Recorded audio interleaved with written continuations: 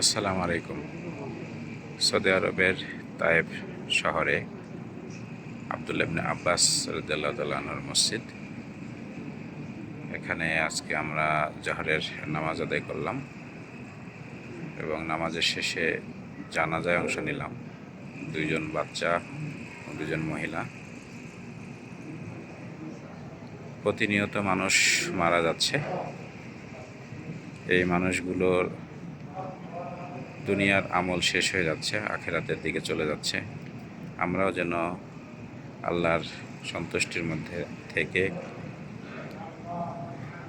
জীবনটুকু অতিবাহিত করতে পারি এবং আল্লাহ পাক যে কাজগুলো পছন্দ করেন সেই কাজের সাথে সম্পৃক্ত থাকতে পারি এবং বেশি বেশি করে আল্লাহর সান্নিধ্য পাওয়ার জন্য যে ইবাদতগুলি আছে সেগুলি যেন করতে পারি। আমরা আশা করি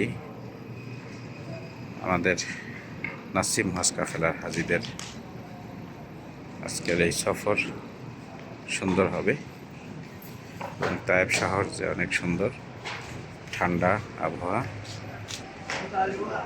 এবং এই ঠান্ডার মধ্যে আমরা সুন্দরভাবে সফর সম্পন্ন করার চেষ্টা করছি। আল্লাহ আমাদেরকে সাহায্য করুন।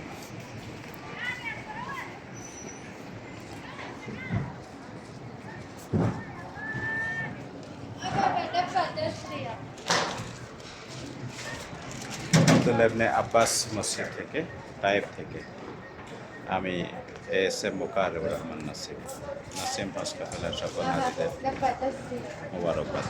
ধন্যবাদ।